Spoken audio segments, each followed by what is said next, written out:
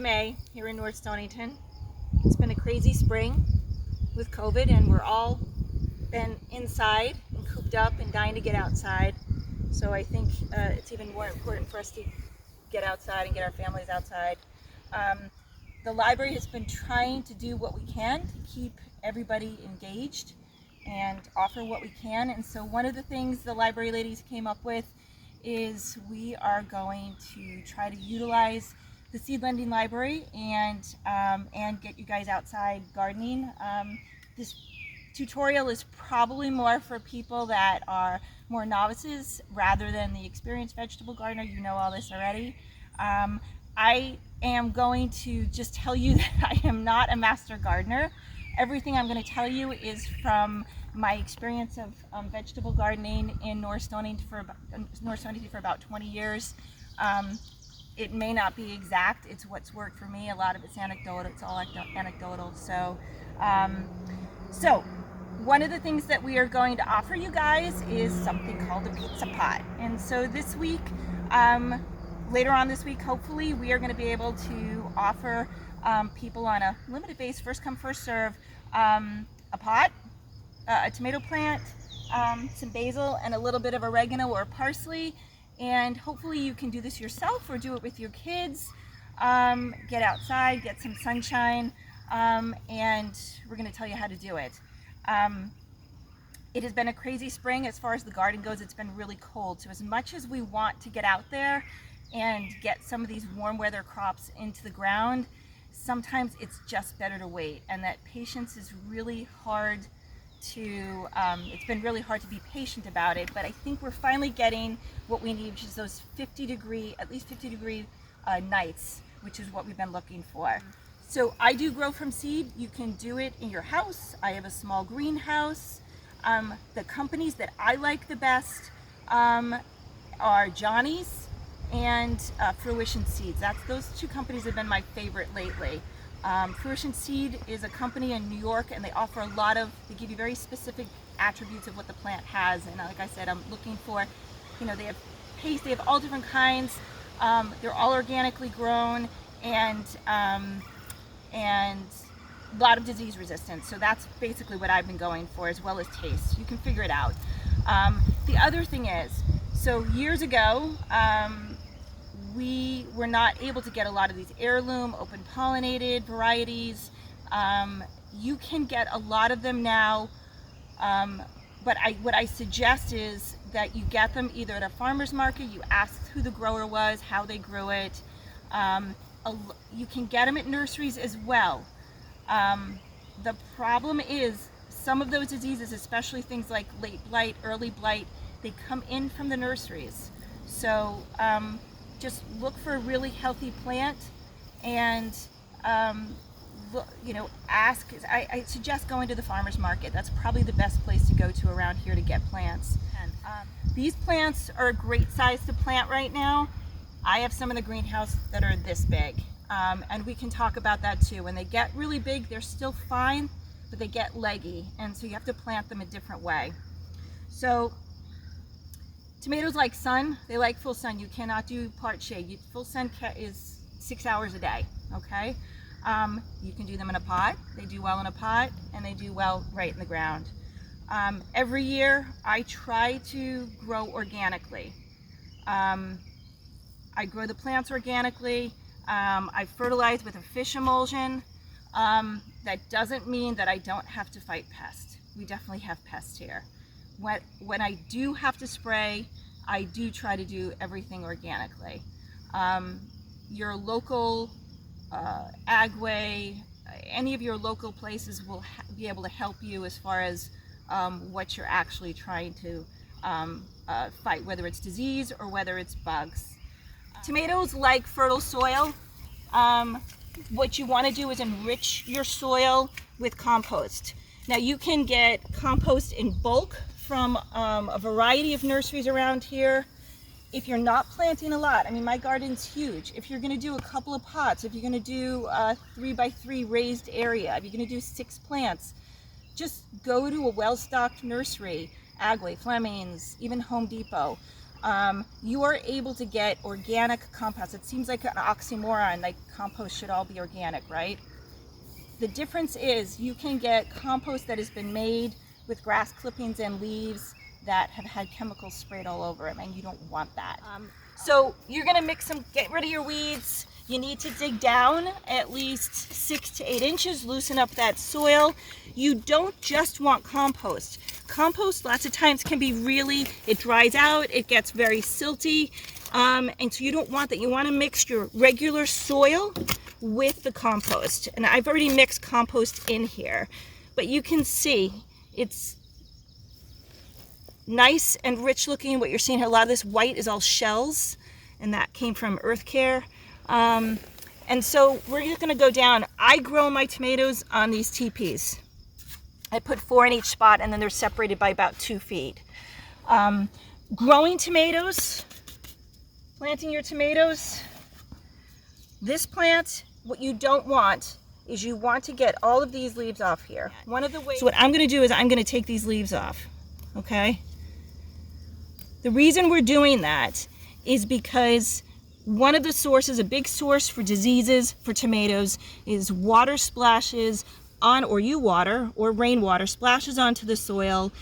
Diseases that are in the soil come back up onto the leaf, and then whatever that is, a virus, a fungus, spreads up the plant, and then you're constantly fighting it, either trying to spray, or the plant is so young and not strong enough and it hasn't established good roots that it just succumbs to whatever whatever disease it was. So I took those leaves off. It's not going to hurt the plant at all. I'm going to squeeze the pot, get it out of here. It's a great root system right there. I'm going to loosen that up gently, tear those. It'll stimulate them to form new roots. I'm not ripping it apart. I'm just gently kind of teasing it, gently tearing it there. And I'm going to put it right here. I've already got my stakes here, and I'm going to just tuck that in, okay? Lots of times when I'm doing this, I will make a divot right here after I plant all these. And so when I water, I can water right here, fill that space instead of having this water run off. And these roots will be able to suck that water up right from there, okay? Keep in mind, the plant when you're planting is like a baby. You have to attend to it more when you first put it in. It's immature.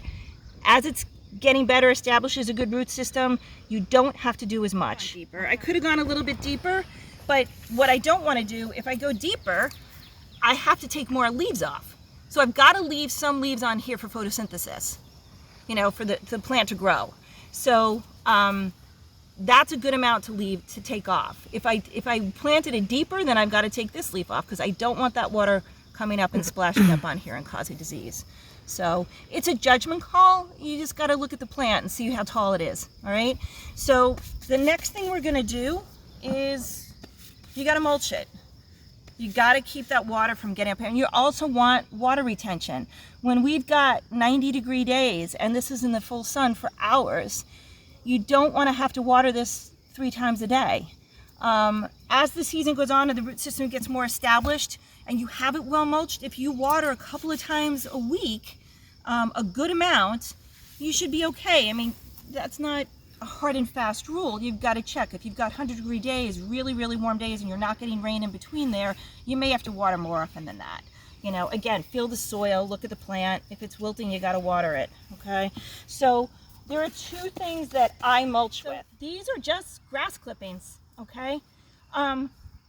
Just like when we talked about the compost before, when we use anything that we're going to put in the soil where we're going to eat something, we don't want to be putting grass clippings that you've put, any kind of crabgrass killer or anything like that. So if you have grass clippings that you haven't put anything else on, if you put an organic fertilizer, you're okay. But if you put any other kind of chemicals to kill the crabgrass, do not use it, okay? So all I'm going to do is put a nice thick layer around here. Keep it away from the stem, and that is going to help retain moisture, and it's also going to keep any soil-borne bacteria, viruses, or at least it's going to help, or fungi from getting to that plant. As far as watering this, as I said before, I like to use a fish emulsion. There are several brands out there. Again, all this stuff is mainstream now. Years ago, you had to order it. You can still order it, but it wasn't in your Home Depot or your local hardware store. This particular one is actually made in Rhode Island. Neptune's Harvest is another one that I like. Again, you want to get something that, this is a natural fertilizer, so you're getting your nitrogen, your phosphorus, and your potassium. And I don't think it smells bad, but people might be turned off. The smell does not last, okay? It smells kind of seaweedy.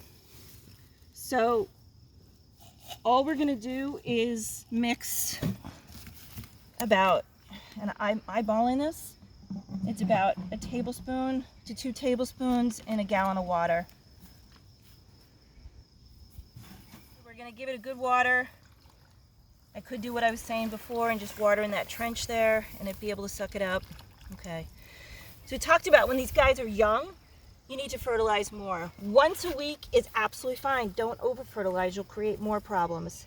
And the reality is, once the plant gets to a good size and looks really healthy, you don't really have to fertilize as long as you've got good soil and you've added compost to it. So it's really, I'm just diligent about fertilizing probably until the end of June, once a week. And if you don't remember all the time, that's okay too. As long as you have good soil, your plant should do fine. Now, what you don't want is, we're still getting windy days. So you want to do the least you have to do to stress this plant. So you want to secure it here so it's not falling over. One thing you can use, and I like to reuse as much stuff as I possibly can. So if you're buying kale or whatever vegetable that's got these long twisty ties in here, you can use these. And I will just secure them. So this is part of the big thing about maintenance for these tomatoes, is keeping them upright. If you let them sprawl, which is obviously another way to grow them, you're running into that problem where those leaves are going to touch the ground and increase your risk of getting diseases. So I've only need right now to keep this next to this and keep it upright, 1 tie. You can use string. There's lots of things that are on the market. Keep it simple. String at Ocean State Job Lot, you buy a big thing of it. You can use your twisty ties, whatever you want. How long will you leave that twisty tie on? The twisty tie can stay on forever. You can adjust it if the plant starts getting thicker. This plant starts falling, you could make it a little bit tighter if you needed to. But as the plant is growing, I'm going to keep tying it up. Now, you start getting these additional stems and leaves coming out at that crotch. What you want to do is I was going to take that leaf off anyway, but those will keep popping up. You want to take those off. You just pinch them out until the plant is on that main stem, has buds and is producing flowers. Once that happens, you can start leaving some of those as the plant's getting bigger, but just keep in mind, you're going to end up with this plant that's growing tall, but you're going to get tons of stuff coming off the side. You can pinch those off. That's what I generally do to try to keep the plant narrow, so the fruit can get sun, so the plant can get more sun, you get more aeration and less disease. These are nice, healthy plants. If you're going to buy plants, you want something that's nice and stocky and not too tall. The tomato plants that you guys are going to get are a little bit smaller than this. You're actually better off with a little bit of a smaller plant right now. Trust me, these guys catch up really quickly. And the long, lanky plant that's this tall, because I have those in the greenhouse too, they're harder to deal with. So if you can get a nice stocky plant, that's great. Okay, that's planting in the ground.